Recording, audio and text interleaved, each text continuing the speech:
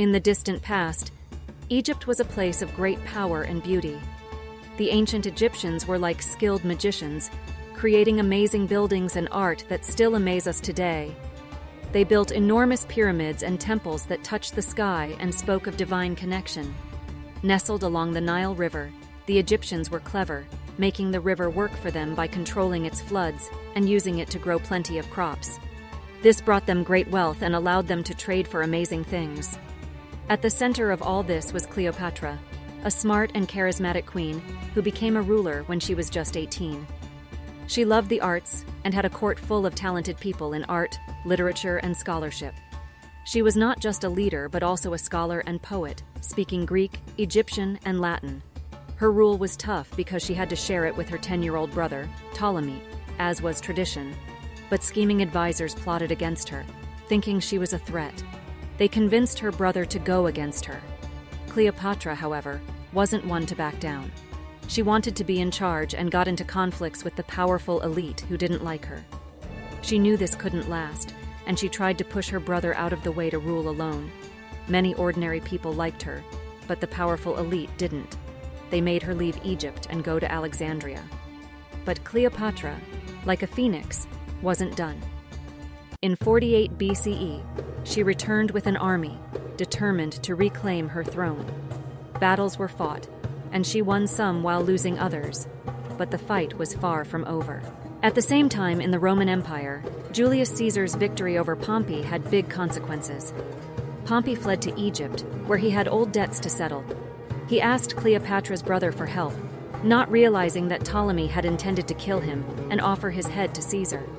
Caesar was furious at this gruesome gift, as even a defeated enemy deserved respect. Egypt and Rome, once allies, were on the brink of conflict, and Caesar wanted to meet Cleopatra, a meeting that would change history. Love blossomed between Cleopatra, the Egyptian queen, and Caesar, the Roman conqueror. Their union mixed politics and passion, with their love story happening against the backdrop of a city's fate as Caesar's army besieged Alexandria. In the heat of battle, Ptolemy met his end, his fate tied to the Nile that had once nurtured their civilization. Cleopatra took control of Egypt, while Caesar went back to Rome to deal with unrest. Caesar's rule expanded, and Rome was no longer a republic. Senators feared for their privileges. In a secret plan, senators assassinated Caesar on the Ides of March in 44 BCE. When Cleopatra heard the news, she mourned for personal and political reasons. Cleopatra knew she needed Rome's support and realized an alliance was her best defense against invasion. With Caesar gone, she turned to Mark Antony, a trusted Roman general and friend of Caesar's. In 41 BCE, Antony came to Egypt to negotiate an alliance, but was met by Cleopatra's grand arrival. Love sparked between them, and they became allies and lovers. Cleopatra had influence over Antony and plotted against Octavian, Caesar's adopted son. But their love affair made it look like Cleopatra was controlling Antony, which didn't sit well in Rome. In 31 BCE, Octavian declared war, and the Battle of Actium showed their fate. Cleopatra was a smart strategist, but Octavian had a stronger fleet. Antony's judgment was clouded by love and drink, and their alliance fell apart. Their eventual defeat cast a dark shadow over Alexandria. Octavian pursued them, laying siege to the city. Months passed, and despair grew. In August of 30 BCE, Antony received false news that Cleopatra had died, and he lost all hope.